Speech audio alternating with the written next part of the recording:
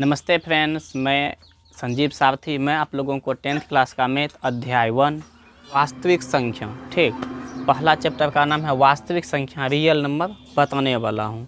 ठीक, वास्तविक संख्या को समझने से पहले आप ये समझिए कि संख्या किसे कहते हैं। ठीक, संख्या को इंग्लिश में बोलेंगे नंबर, संख्या। ठीक है, संख्या एक अंदाज है। संख्या एक अंदाज है जो किसी समूह के वस्तुओं को निर्देशित करते हैं कि किस समूह में कितनी वस्तुएं हैं।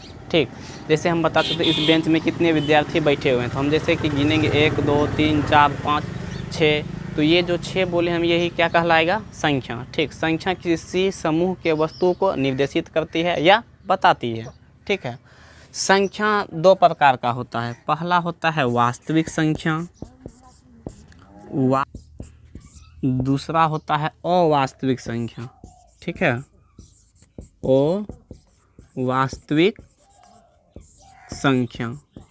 अवास्तविक संख्या को ही हम लोग काल्पनिक संख्या बोलते हैं। इसे अवास्तविक संख्या या काल्पनिक संख्या भी बोल सकते हैं। ठीक है, काल्पनिक संख्याएं। अभी तक हम लोग बचपन 1 क्लास से लेकर 10th क्लास तक केवल वास्तविक संख्या के बारे में पढ़ते हुए आए हैं। ठीक है, काल्पनिक संख्या के बारे में हम लोग 11th क्लास में पढ़ेंगे। अभी हम लोग को काल्पनिक संख्या के बारे में अध्ययन नहीं करना है। काल्पनिक संख्याएं या तो आयोटा के साथ लिखा हुआ रहेगा या रूट के अंदर माइनस के साथ लिखा हुआ रहेगा। ठीक है, जैसे -√3 हो गया, -√5 हो गया, -√7 हो गया। ये सभी जो संख्याएं होंगे वो क्या कहलाएंगे? काल्पनिक संख्याएं। ठीक है, तो हम लोग को अभी इसके बारे में नहीं पढ़ना है, हम लोग को पढ़ना है वास्तविक संख्या के बारे में। ठीक है, वास्तविक संख्या जो होता है वो 2 प्रकार का होता है। ठीक है, वास्तविक संख्याएं 2 प्रकार की होती है। ठीक, पहला परिमेय संख्या, दूसरा अपरिमेय संख्या। परिमेय संख्या, दूसरा अपरिमेय संख्या। अपरिमेय संख्या। ठीक है, संख्या वास्तविक संख्या 2 प्रकार का होता है। पहला परिमेय संख्या, दूसरा अपरिमेय संख्या। ठीक, अपरिमेय संख्या के अंदर लिखा हुआ रहेगा। ठीक है, जैसे √3, √2, √5, √7, ये सभी क्या कहलाएंगे? अपरिमेय संख्या है। ठीक, परिमेय संख्या वह संख्या जैसे हम P/Q के रूप में लिख सकते हैं, उसे क्या बोलेंगे? परिमेय संख्या। परिमेय संख्या भी 2 प्रकार की होती है। ठीक है, परिमेय संख्या कितने प्रकार का होगा? 2 प्रकार का। पहला होगा पूर्णांक। ठीक है, पहला क्या होगा? पूर्णांक, और दूसरा होगा भिन्न। पूर्णांक 3 प्रकार के होते हैं, ऋणात्मक पूर्णांक, धनात्मक पूर्णांक, शून्यात्मक पूर्णांक। ठीक है, जैसे पहले हो ऋणात्मक पूर्णांक, शून्यात्मक पूर्णांक, शून्यात्मक पूर्णांक, धनात्मक पूर्णांक, धनात्मक पूर्णांक। जो भी संख्या रेखा पर माइनस में लिखा हुआ रहेगा, 0 से बाईं ओर, ठीक, तो वो सभी क्या कहलाएंगे? ऋणात्मक पूर्णांक। उसके बाद शून्यात्मक, जो शून्य है वो कहलाएंगे शून्यात्मक संख्या। उसके बाद शून्य से आगे जो भी संख्या रहेंगे संख्या रेखा पर, वो सभी धनात्मक संख्याएं कहलाएंगे। ठीक है, और भिन्न भी 2 प्रकार के होते हैं। एक होता है साधारण भिन्न, साधारण भिन्न, दूसरा होता है दशमलव भिन्न, दशमलव भिन्न। ठीक है, तो इसका मतलब अगर हम लोगों से कोई पूछे कि वास्तविक संख्या किसे कहते हैं, तो वास्तविक संख्या बोलेंगे परिमेय संख्या तथा अपरिमेय संख्याओं के सम्मिलित रूप को वास्तविक संख्या कहते हैं। ठीक है, तो वास्तविक संख्या का डिफिनेशन हम लोग क्या लिखेंगे? परिमेय संख्या तथा अपरिमेय संख्याओं के सम्मिलित रूप को वास्तविक संख्या कहते हैं। ठीक, आप लोग इसका स्क्रीनशॉट भी ले सकते हैं। क्योंकि मैं इसे मिटाने वाला हूँ। वास्तविक संख्या किसे बोलेंगे? Real number. वास्तविक संख्या किसे कहते हैं? तो वास्तविक संख्या, परिमेय संख्या तथा अपरिमेय संख्याओं के सम्मिलित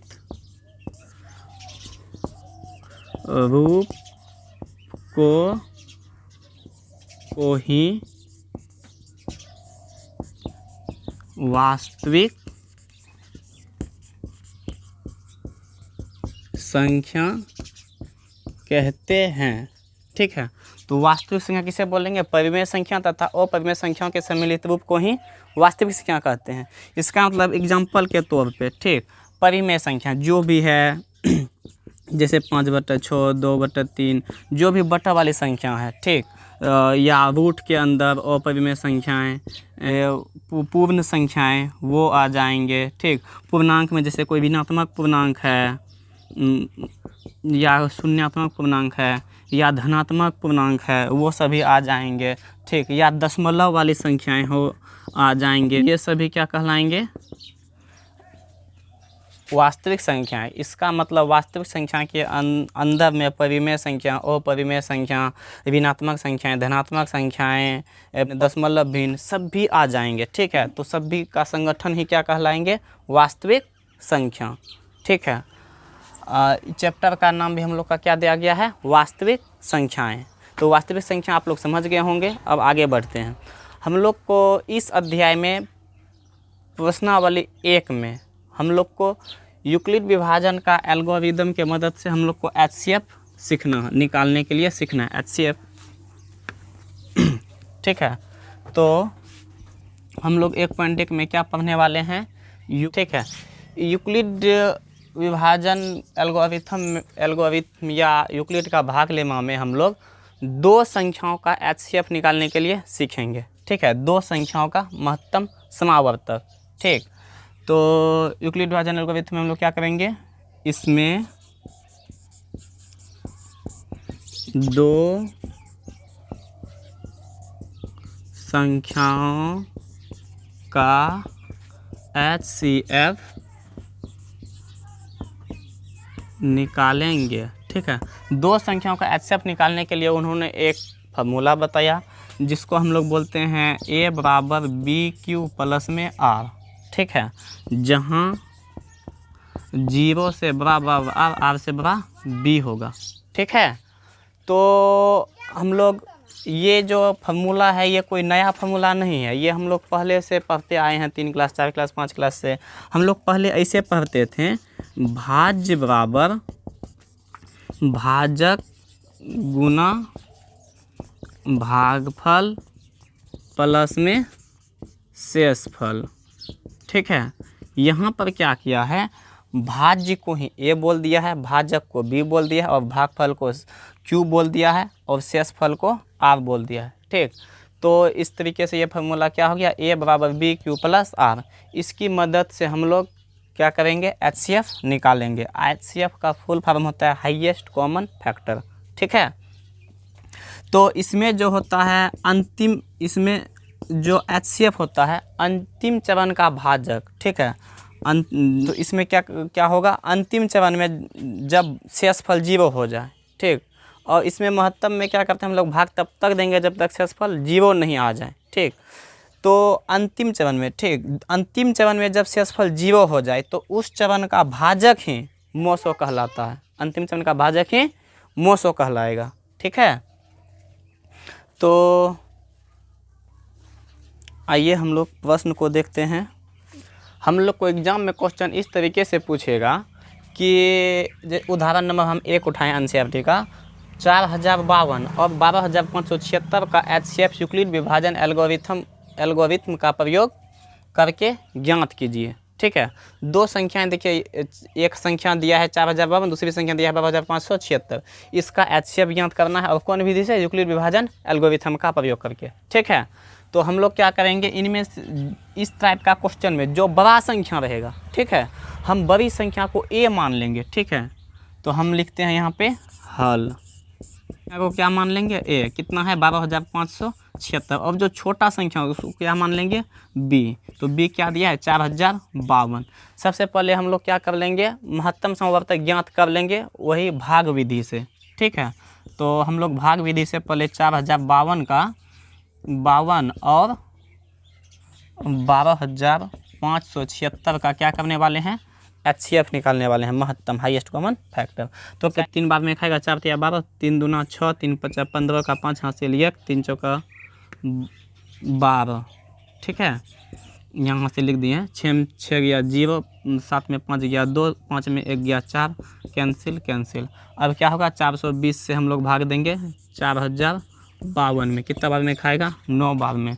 0, 9 दूना 18 का 8 हासिल 1, 9 चौका 36, 1 37, ठीक है। 2 15 में 8 गया 7, उसके बाद यहाँ बचेगा 9, 9 में 7 गया 2, उसके बाद ये 3 में 3 कैंसिल, ठीक है।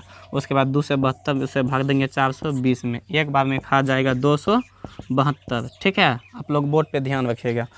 10 में 2 गया 8, उसके बाद यहाँ कितना बचा 1, पैसा लेंगे 11 में 7 गया 4, उसके बाद यहाँ कितना बच गया 3, 3 में 2 गया 1, 148 से भाग देंगे 272 में, एक बार में खाएगा 148, पैसा लेंगे 12 में 8 गया 4, उसके बाद यहाँ कितना बचा 6, 6 में 4 गया 2 था, 2 में 1 गया 1, 124 से हम भाग देंगे कितना में 148 में, एक बार में खाएगा 124, 8 में 4 गया 4, 4 में 2 गया 2, 1 में 1 कैंसिल। अब इसी दिखाई दे रहा है 4 से भाग देंगे 124 में, ठीक है। कितना बार में खाएगा 5 बार में खिला के देखते हैं, 5 चौका 20 का 0 हासिल 2, 5 दूना 10, 2 12, ठीक है। तो 4 कैंसिल कैंसिल, शेष बच गया 4, तो 4 से भाग देंगे 24 में, 4 छक्का 24, ठीक है। मतलब इसमें जब शेषफल आ जाए तो हम शेषफल से ही उसी संख्या में भाग देते हैं जिस संख्या में भाग देते थे, और तब तक भाग देंगे जब तक शेषफल पूरी तरह कट ना जाए, पूरी तरह कट जाए या शेषफल 0 आ जाए, ठीक है। तो अब इसी को हम लोग यूक्लिड विभाजन एल्गोरिथम पे लिखते हैं। हम लिखते हैं यूक्लिड विभाजन एल्गोरिथम से यूक्लिड विभाजन एल्गोरिथम से क्या करेंगे, इनमें से जो बीच वाला होगा, ठीक है, उसको मानेंगे ए, बीच वाला को क्या मानेंगे ए, और जिससे भाग देंगे उसको मानेंगे बी, ठीक है। अब जितना बार में भाग लगेगा उसको मानेंगे क्यू, अब जो शेषफल बच जाएगा उसको हम लोग बोलेंगे आर, ठीक है। तो हम लोग अब बैठाते हैं यूक्लिड विभाजन एल्गोरिथम में क्या सूत्र बताया था, ए बराबर बी क्यू प्लस में आर, ठीक है। ए का मान यहाँ पे देखिए तो कितना है 12,576, तो ए बराबर कितना लिख देंगे 12,576 बराबर बी कितना है 4052 गुना क्यू कितना है, क्यू है हम लोग का 3 प्लस में आर, शेषफल कितना है 420। उसके बाद देखिए अब इस चरण को देखिए, इस चरण में क्या है, ये हो गया ए, ये हो गया बी, ये हो गया क्यू और ये हो गया आर, ठीक है। तो कहने का मतलब है हो जाएगा 4052 बराबर 420 गुना क्यू का मान है 9, उसके बाद शेषफल का मान है 272, ठीक है। अब आप लोग इस चरण को यहाँ पे देखिए, ठीक है। तो ये बीच वाला क्या कहलाएगा ए बराबर कितना हो गया 420, ठीक है। उसके बाद 272, उसके बाद क्या हो जाएगा 1, ठीक है, प्लस में शेषफल 148, उसके बाद क्या हो जाएगा 272 बराबर, ध्यान दीजिए यहाँ पे 272 बराबर क्या हो जाएगा 148 गुना में 1 प्लस में शेषफल कितना है 124, ठीक है। उसके बाद हम लोग लिखेंगे 148 बराबर क्या हो जाएगा 124 गुना में 1 प्लस में 24, ठीक है। उसके बाद 124 बराबर लिखेंगे 124 बराबर लिखेंगे 24 गुना में 1 नहीं 24 गुना में 5 होगा, ठीक है। 24 गुना में 5 प्लस में शेषफल 4। अब हम लोग लिखेंगे 24 बराबर कितना 24 बराबर 4 गुना 6 प्लस में 0। देखिए शेषफल 0 हो गया ना, तो इस चरण का अब भाजक है क्या कहलाएगा HCF, ठीक। तो हम लिख देंगे अतः कितना और कितने का 4000 HCF 4052 और कितना 12,576 बराबर 4। ये हो गया हम लोग का आंसर। हम लोग इसी तरीके से हल करेंगे पूरी। देखिए प्रश्नावली 1.1 का सवाल, जैसे अभी हम लोग उदाहरण 1 बनाए हैं सेम उसी तरीका से बनेगा। क्वेश्चन है निम्नलिखित संख्याओं का HCF ज्ञात करने के लिए यूक्लिड विभाजन एल्गोरिथम का प्रयोग कीजिए। ठीक है, हम लोग अभी उदाहरण नंबर 1 में भी इसी तरीके से बनाए थे। ठीक, तो हम लोग यहाँ पे क्या करेंगे, पहले लिख देंगे 1 नंबर का हल, लिख देंगे सबसे पहले दिया है। ठीक है, बड़ी संख्या को क्या मानेंगे a, कितना है 225। अब छोटी संख्या को क्या मानेंगे b, कितना है 135। पहले भाग विधि से इसका HCF हम लोग ज्ञात करेंगे। तो भाग देते हैं 135 में, कितना से भाग देंगे 225 में। ठीक है, कितना बार में खाएगा, एक बार में। कितना खाएगा 135, 5 में 5 गया 0, पैसा लेना पड़ेगा, 12 में 3 गया 9, उसके बाद 1 में 1 कैंसिल। उसके बाद 135 कितना बार में खाएगा, एक बार में 90, 5 में 0 गया 5, 13, उसके बाद 13 में 9 गया 4, उसके बाद 90 खाएगा 2 बार में, 45 दूना 90। ठीक है, कौन विधि से HCF ज्ञात करेंगे, यूक्लिड विभाजन एल्गोरिथम से। ठीक है, यूक्लिड विभाजन एल्गोरिथम से। ठीक है, क्या सूत्र होता है, a बराबर BQ प्लस में R। ठीक है, एक हम बीच वाले को क्या मानते हैं a कितना है 225 बराबर क्या हो जाएगा b कितना है 135 गुना 1 प्लस में r का मान कितना है 90। ठीक है, उसके बाद 135 ये बन गया a, ये b, ये q, ये r। ठीक है, 135 बराबर 90 गुना में 1 प्लस में 45। ठीक है, अंतिम चरण में देखिए 90 बराबर क्या हो जाएगा 45 गुना में 2 प्लस में 0। अंतिम चरण में शेषफल क्या हो गया 0। काटकुटी मतलब कुछ नहीं, 0 मतलब भी कुछ नहीं होता है। ठीक है, तो हम लोग लिख सकते हैं अतः HCF 225 और 135 बराबर 45। ये हम लोग का हो गया आंसर। ये सवाल हम लोग का 1 नंबर का कंप्लीट हो गया। रुक जाओ, अब हम लोग पढ़ने वाले हैं इसी का 2 नंबर सवाल। ठीक है, इसी का 2 नंबर सवाल। 2 नंबर में सवाल में दिया हम लोग को 196 और 38,220। तो हम लोग पहले इसका भी भाग विधि से HCF ज्ञात कर लेते हैं। 196 भगा कितना 38,220, तो कितना बार में खाएगा 196, एक बार में खाएगा 196। पैसा लेंगे 12 में 6 गया 6, उसका दें कितना बच गया 7, 17 में 9 गया 8, उसके बाद यहाँ कितना हो गया 2 में 1 गया 1, उसके बाद क्या उतरेगा 2, 1862। 9 बार में खाएगा 9 छक 54 का 4 हासिल 5, 9 नंबर 81, 81 5 86 का 6 हासिल 8, 9 8 17, 1764। ठीक है, 12 में 4 गया 8, उसके बाद कितना बचा 15 में 6 गया 9, उसके बाद कितना बचा 7 में 7 कट्टी 1 में 1 कैंसिल। अब क्या उतरेगा 0। ठीक है, 2 उतर गया था, कितना बार में खाएगा 5 बार में। खिला के देखते हैं 5 6 31 का 0 हासिल 3, 5 में 45 का 8 हासिल 4, 5 4 9, कितना बार में खाया 5 बार में। ठीक है, अब हम यहाँ पे लिखते हैं 2 नंबर का हल लिख के हम लोग सबसे पहले लिखेंगे दिया है। क्या लिखेंगे दिया है। सेम टू सेम इस टाइप से आप लोग को बनाना है। a बड़ी संख्या को a मानेंगे, a बराबर कितना है 38,220, और छोटी संख्या को क्या मानेंगे b बराबर कितना हो गया 196। ठीक है, एल्गोरिथम से क्या सूत्र होता है a बराबर BQ प्लस में R। ठीक है, और यहाँ पे देखिए ये बीच वाला a कहलाएगा, जिससे भाग देंगे वो b कहलाएगा, जितना बार में खाएगा वो q कहलाएगा, जो शेष फल बचेगा उसको क्या बोलेंगे r बोलेंगे। a का मान कितना है 38,220, तो a के जगह पे लिख देंगे 38,220 बराबर b का मान कितना दिया है 196 गुना q का मान कितना है 195 प्लस में शेष फल r का मान कितना है 0। तो जिस चरण में शेष फल 0 हो जाए उसी चरण का भाजक क्या कहलाता है मौसो। ठीक है, तो लिख देंगे अतः HCF कितना कितना का 196 और 38,220 बराबर कितना हो गया 196। यही हम लोग का हो गया HCF। हम लोग का दूसरा नंबर का सवाल भी कंप्लीट हो गया। आप लोग इसको उतार सकते हैं या इसका स्क्रीनशॉट भी ले सकते हैं। देखिए एक नंबर का अंतिम सवाल 867 और 225। यहाँ पे देखिए बड़ी संख्या क्या दिया, लिखेंगे सबसे पहले हल, उसके बाद क्या लिखेंगे दिया है।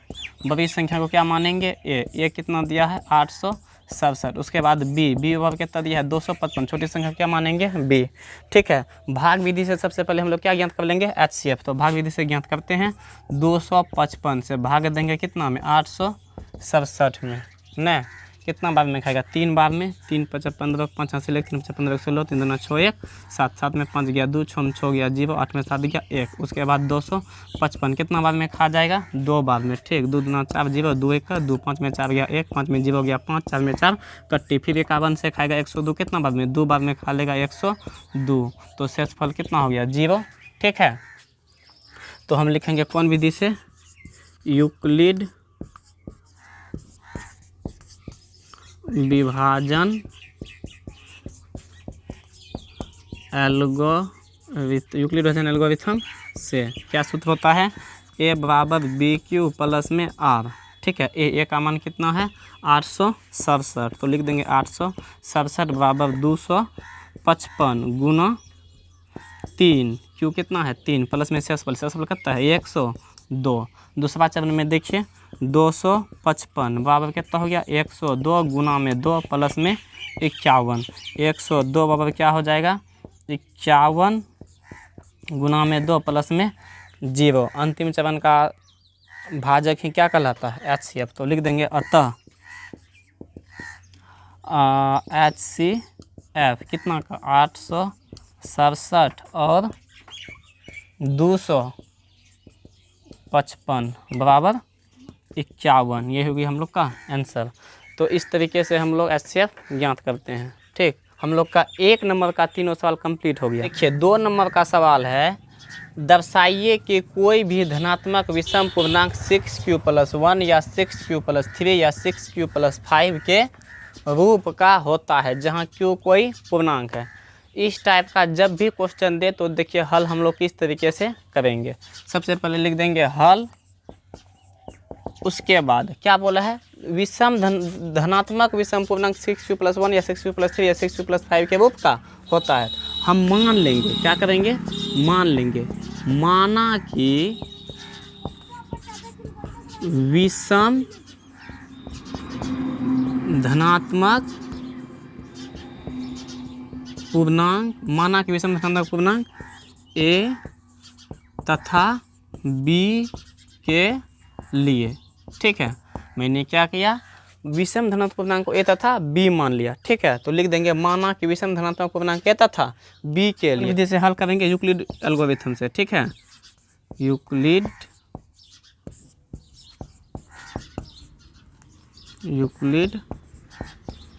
एल्गोरिथम से क्या सूत्र होता है a बराबर BQ + R। ठीक है, जहाँ 0 से बड़ा बराबर R से बड़ा B। इस टाइप का सभी सवाल को हम लोग इसी तरीके से हल करेंगे।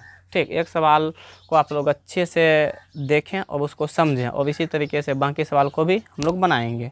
ठीक है, तो a बराबर BQ + R जहाँ 0 से बड़ा R से बड़ा B। इसमें से हम लोग क्या करेंगे, हमको किस रूप में सिद्ध करना है, हमको सिद्ध करना है 6q + 1 6q + 3 6q + 5। तो इस टाइप के क्वेश्चन में हम लोग क्या करेंगे b बराबर 6 मान लेंगे। ठीक है, b बराबर लेने पर। ठीक है, क्योंकि जिस रूप में हमको सिद्ध करने के लिए बोलेगा उसी 6q के रूप का है, इसीलिए हम b को क्या मान लिए 6 मान लिए। ठीक है, तो a बराबर हो जाएगा। अब जहाँ जहाँ b है वहाँ क्या रख देंगे b का मान 6 रख देंगे, क्योंकि हम b को क्या मान लिए हैं 6 लिए हैं। ठीक, तो हो जाएगा यहाँ पे a बराबर BQ + R तो 6q + में R। ठीक है, जहाँ 0 से बड़ा बराबर R से बड़ा B बराबर कितना है 6। ठीक है, अब देखिए 0 से बड़ा बराबर R से बड़ा 6 में विषम धनात्मक पूर्णांक, विषम धनात्मक पूर्णांक कहने का मतलब आर, विषम धनात्मक पूर्णांक आर बराबर क्या होगा? देखिए आर जो होगा ना वो 6 से छोटा होगा। आर क्या होगा? 6 से छोटा होगा। 6 से छोटा होगा, ध्यान दो, 6 से छोटा होगा, लेकिन धनात्मक पूर्णांक होगा और विषम संख्या भी होगा। अब 6 से छोटा धनात्मक पूर्णांक क्या क्या हो सकता है? विषम 1 हो सकता है, उसके बाद 2 तो सम संख्या हो जाएगा, उसके बाद 3 हो जाएगा क्योंकि 3 भी विषम पूर्णांक है, उसके बाद 4 क्या हो जाएगा? सम पूर्णांक, उसके बाद क्या होगा? 5, उसके बाद 6 तो 6 के बराबर हो जाएगा। आर का मान क्या होना चाहिए? आर देखिए आर जो होगा 6 से छोटा होगा। 6 से छोटा विषम पूर्णांक क्या क्या आया? 1 आया, 3 आया और 5 आया। ठीक है, अब हम लोग आर का मान बारी बारी से लेंगे। हम पहले लेते हैं आर बराबर 1 लेने पर। ठीक है, आर का मान हम लोग क्या क्या ले सकते हैं? 1 ले सकते हैं, 3 ले सकते हैं, 5 ले सकते हैं। आर बराबर 1 लेने पर तो ए बराबर क्या हो जाएगा? 6 प्लस में 1। ठीक है, फिर हम लोग क्या करेंगे? आर बराबर अब 3 लेंगे। ठीक, 3 लेने पर तो क्या हो जाएगा? ए बराबर 6 प्लस में आर की जगह क्या रखेंगे? 3। आगे देखिए, अब लेंगे आर बराबर 5 लेने पर, 5 लेने पर तो ए बराबर क्या हो जाएगा? 6 प्लस में आर की जगह पता ले लिए 5। ठीक है, इस तरीके से देखिए हमको तीनों रूप मिल गया, 6 प्लस 1, 6 प्लस 3 और 6 प्लस 5, तीनों रूप में मिल गया ना। हम लिख देंगे अतः विषम धनात्मक पूर्णांक 6 प्लस 1 या 6 प्लस 3 या 6 प्लस 5 के रूप का होता है। ये हो गया प्रूव्ड हम लोग का सवाल। ठीक है, तो इस टाइप का जो भी सवाल है इस तरीके से हम लोग को हल करना है। ठीक है, आप लोग स्क्रीनशॉट इसका ले सकते हैं। अब देखिए 2 नंबर के बाद हम लोग 3 नंबर नहीं 4 नंबर का सवाल देखेंगे, क्योंकि जैसे 2 नंबर का बनाए हैं वैसे ही हम लोग 4 नंबर का भी हल करेंगे। ठीक, 4 नंबर का क्वेश्चन है, यूक्लिड विभाजन प्रमेय का प्रयोग करके दर्शाइए कि किसी धनात्मक पूर्णांक का वर्ग किसी पूर्णांक m के लिए 3m या 3m प्लस 1 के रूप का होता है। ठीक है, अब की क्या कर दिया कि धनात्मक पूर्णांक का वर्ग बोल दिया। क्या बोल दिया? धनात्मक पूर्णांक का वर्ग। सवाल तो सेम तरीके से बनेगा। ठीक, तो देखिए हम लोग हल लिख के बनाना शुरू करते हैं। लिखेंगे माना कि धनात्मक पूर्णांक a तथा b के लिए कौन विधि से बनाना है? यूक्लिड विभाजन एल्गोरिथम से। तो यहाँ पे लिख देते हैं यूक्लिड विभाजन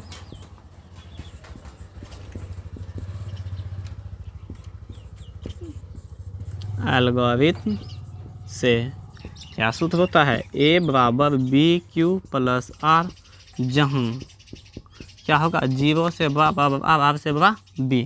ध्यान दो समझने पे। ठीक है, तो हम लोग इस बार B बराबर कितना लेंगे? हमको प्रूव्ड किस रूप का करना है? 3m या 3m प्लस 1 के रूप का प्रूव करना है। ठीक ना, 3m के रूप का, तो हम इसलिए B बराबर कितना लेंगे? 3 लेंगे। ठीक, जिस रूप का हमको प्रूव करने के लिए बोलेगा देखेंगे गुणांक क्या है, 3 है तो हम B बराबर कितना ले लेंगे? 3 ले लेंगे। तो A अब जहाँ जहाँ B है वहाँ कितना रख देंगे? 3 रख देंगे। तो A बराबर हो जाएगा 3 का Q प्लस में R, जहाँ 0 से बड़ा R, R से बड़ा B, B का मान कितना है? 3। ठीक है, लिखेंगे अब 0 से बड़ा R, R से बड़ा 3 में धनात्मक पूर्णांक R, धनात्मक पूर्णांक R बराबर क्या होगा? देखिए 3 से छोटा क्या क्या हो सकता है? धनात्मक पूर्णांक में 0 हो सकता है, 1 हो सकता है, 2 हो सकता है, क्योंकि वो सम विषम कुछ नहीं बोला है, इसलिए 0 1 2 हो सकता है। 3 क्यों नहीं होगा? क्योंकि 3 3 के बराबर हो जाएगा। r का मान होना चाहिए 3 से छोटा, 3 से छोटा। यहाँ पे ध्यान दीजिएगा, ये चिन्ह जो है 3 से छोटा का चिन्ह है।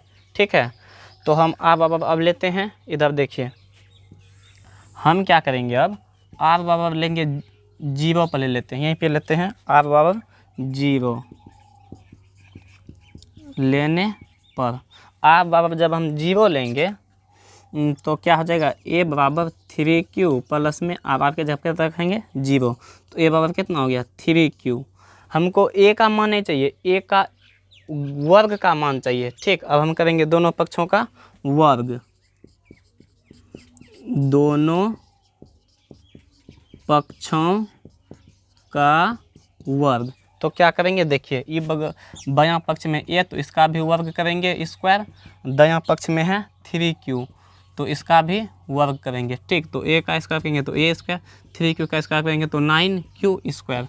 इनमें से देखिए हम 3 को कॉमन ले सकते हैं, 3 इंटू लिख सकते हैं ना 3q स्क्वायर, क्योंकि जब हम 3 से गुना करेंगे तो 3 या 9q स्क्वायर हो जाएगा। ठीक है, अब हम यहाँ पे मान लेंगे, क्या मानेंगे, लिखेंगे माना कि 3q स्क्वायर बराबर m।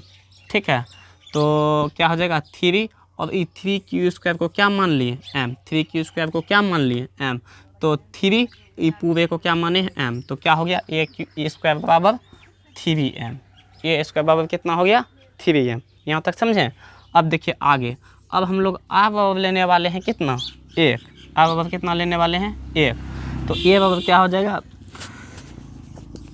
3q प्लस में 1, a बराबर 3q प्लस 1, क्या लिखेंगे दोनों पक्षों का वर्ग करने पर, दोनों पक्षों का वर्ग करने पर क्या क्या है, देखिए पहला है a बराबर, इसका भी वर्ग 3q प्लस 1, इसका भी वर्ग, मतलब दोनों पे पावर 2 देंगे। a का वर्ग करेंगे तो क्या हो जाएगा a स्क्वायर।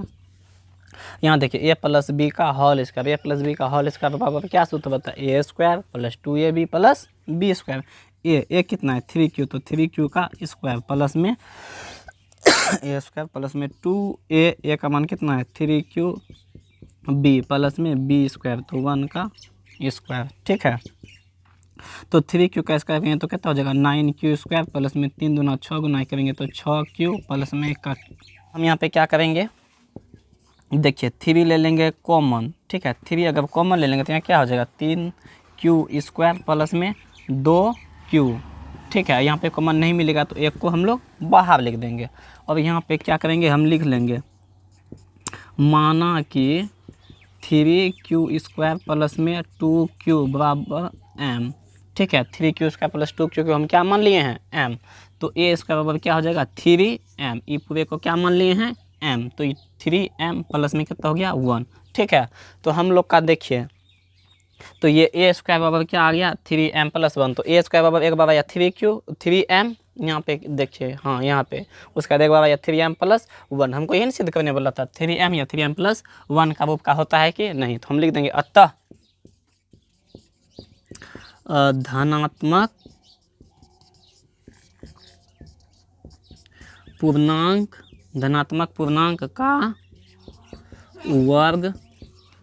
वर्ग 3m या 3m प्लस 1 के रूप का होता है। ठीक है, प्रूव्ड हो गया हम लोग का सवाल। ऐसे ही हम लोग हल करेंगे। ठीक है, आप लोग इसका स्क्रीनशॉट ले सकते हैं। अगर आपको वीडियो अच्छा लगे तो मेरा चैनल को सब्सक्राइब भी कर सकते हैं। देखिए 5 नंबर का सवाल है, यूक्लिड विभाजन प्रमेय का प्रयोग करके दर्शाइए कि किसी धनात्मक पूर्णांक का घन 9m या 9m प्लस 1 या 9m प्लस 8 के रूप का होता है। ठीक है, इस बार हमको क्या करना है, उसका घन दिखाना है कि 9m या 9m प्लस m1 या 9m प्लस 8 के रूप का होता है कि नहीं। सेम उसी तरीके से बनाएंगे।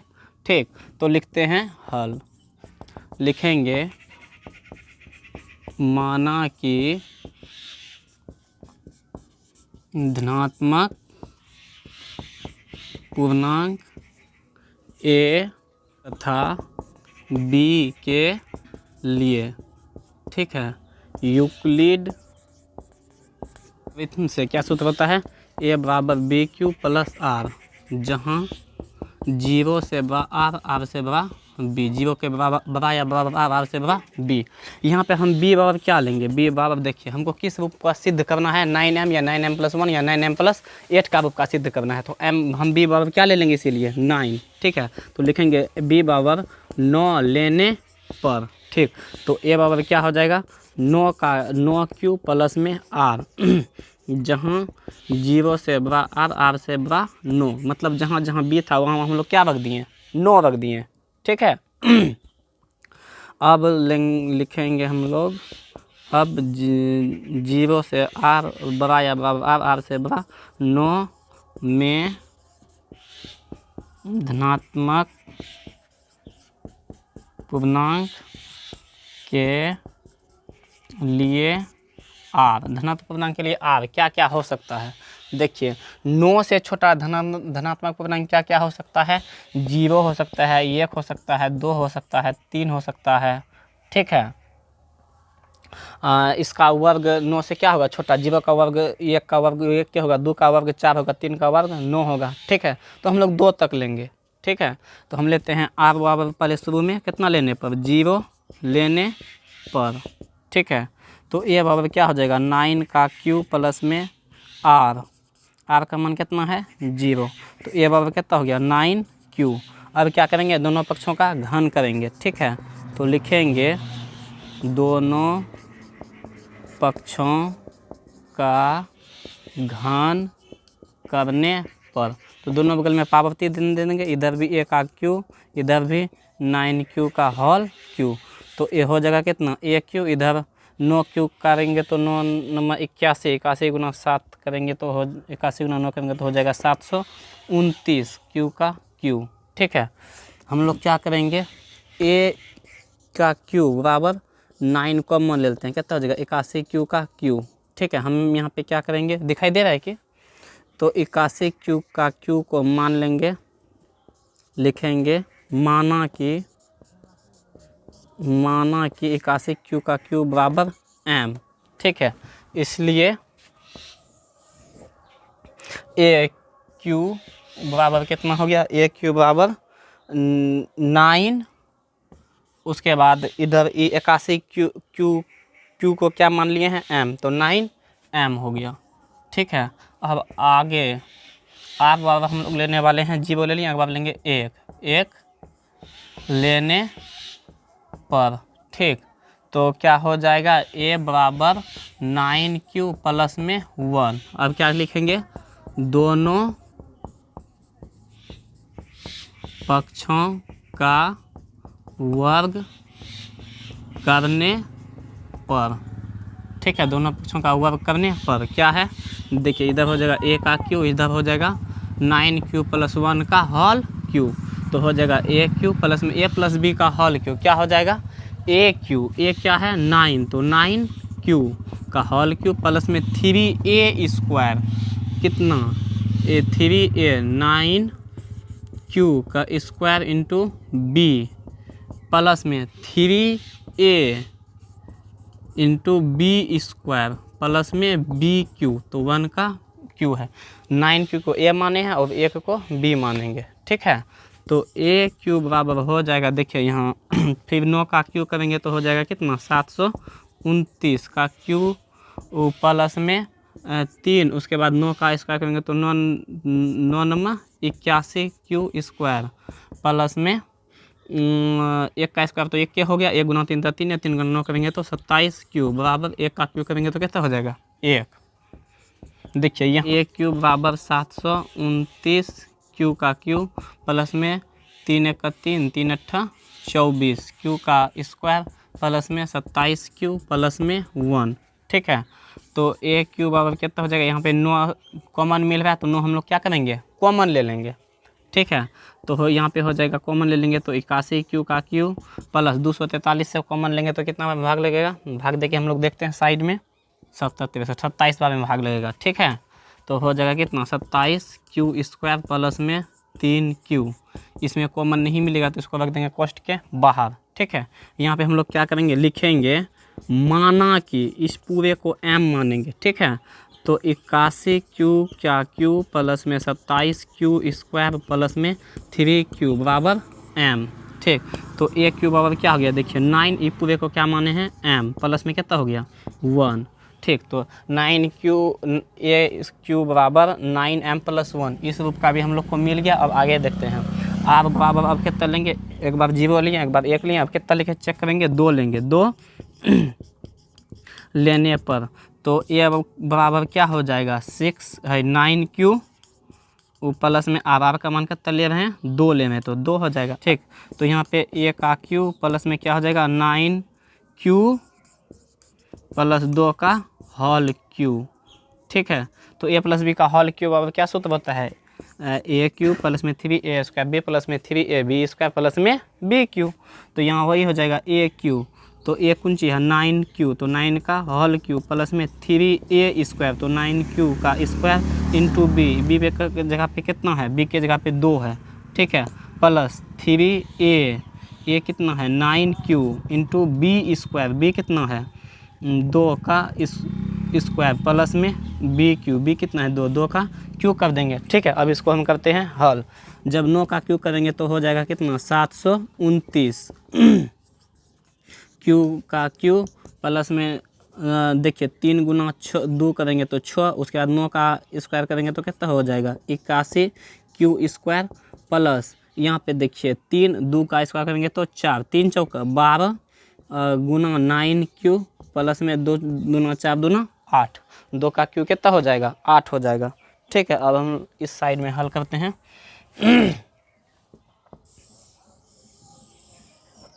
देखिए ए क्यू बराबर देखिए क्या हो जाएगा, ए क्यू बराबर क्या हो जाएगा, देखिए यहाँ पे 729 Q है, Q का Q है 729 Q का Q प्लस में 81 गुना 6 करेंगे तो 6 का 6 और 8 का 48।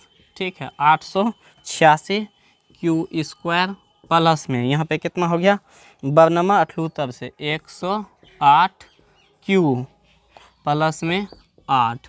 ठीक, तो अब यहाँ पे कॉमन मिल रहा है कितना 9 कॉमन मिल रहा है, तो यहाँ से यहाँ तक हम लोग क्या करेंगे कॉमन ले लेंगे, तो क्या हो जाएगा 81 Q का Q प्लस में 486 में 9 से भाग दे के देखते हैं कितना बार में लगता है 9 × 5 = 45। ठीक है, 3 6 तो 9 चौका 36, कितना बार में भाग लेगा 54 Q स्क्वायर प्लस में 12 बार में लग जाएगा 108।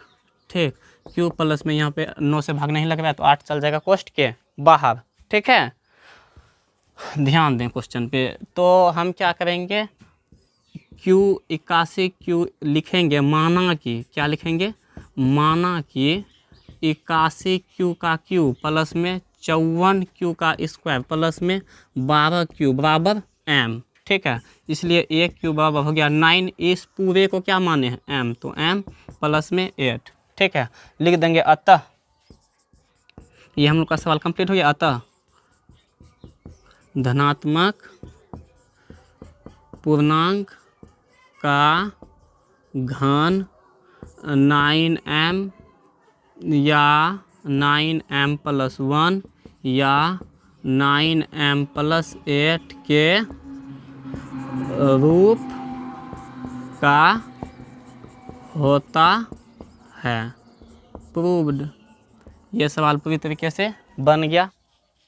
देखिए 3 नंबर का सवाल है, किसी पैरेड में 616 सदस्यों वाले एक सेना आर्मी की टुकड़ी को 32 सदस्यों वाले एक आर्मी बैंड के पीछे मार्च करना है। दोनों समूहों को समान संख्या वाले स्तंभों में मार्च करना है।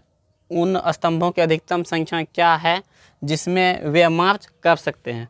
देखिए यहाँ पे 2 सेना का टुकड़ी है, एक सेना का टुकड़ी है जिसमें से कितना सदस्य है 616 सदस्य। ठीक है, कहने का मतलब है कि ये जो जब मार्च करेंगे तो ये सभी क्या होंगे एक लाइन से लगेंगे, एक लाइन से मार्च करेंगे। ठीक है, उसके बाद इसके जो ये जो सेना रहेंगे आर ये किसके पीछे रहेंगे, ये 32 सदस्यों वाली एक आर्मी बैंड के पीछे, ये बैंड आर्मी बैंड के पीछे रहेंगे, जो ये जिसका कितना का टीम है 32 लोगों का टीम है, ठीक। और वो एक समान संख्या में रहेंगे, ठीक। मान के चलिए कि ये आर्मी बैंड वाले हैं तो ये भी एक क्या रहेंगे, समान संख्याओं में रहेंगे, ठीक है। तो अधिक हमको तब यह बताना है कि इस क्वेश्चन में अधिकतम स्तंभों की संख्या क्या होगी, ठीक है। तो हम लिखेंगे अधिकतम स्तंभों की संख्या बराबर हो जाएगा HCF 616 और 32 का। तो यहाँ पे बड़ी संख्या को मानेंगे A और छोटी संख्या को क्या मान लेंगे B। तो यूक्लिड विभाजन एल्गोरिथम से सबसे पहले भाग विधि से इसको हल करेंगे, मैंने पहले हल करके रखा था, ठीक। तो सूत्र क्या होता है, A बराबर BQ प्लस R यूक्लिड विभाजन एल्गोरिथम से। तो बीच वाले को मानते हैं A और जिससे भाग देते हैं उसको मानते हैं B और जितना बार में खाता है उसको मानते हैं Q, जो शेष बचा था उसको क्या मानते हैं R, ठीक है। तो यहाँ पे देखिए A बराबर कितना है 616 बराबर B कितना है 32 गुना Q कितना है 19 गुना R कितना है 8। अब देखिए अगला 32 बराबर हो जाएगा 8 गुना 4 प्लस में 0, ठीक है। तो लिखेंगे इसलिए HCF, इसलिए HCF कितना का इसलिए HCF 616 और 32 बराबर हो जाएगा 8, ठीक है। तो हम लिखेंगे अतः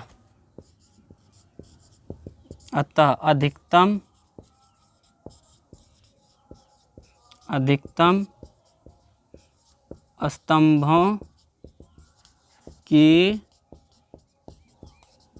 संख्या 8 होगी, ठीक है। ये हो गया हम लोग का आंसर। हम लोग का 1.1 का सभी सवाल कंप्लीट हो गया।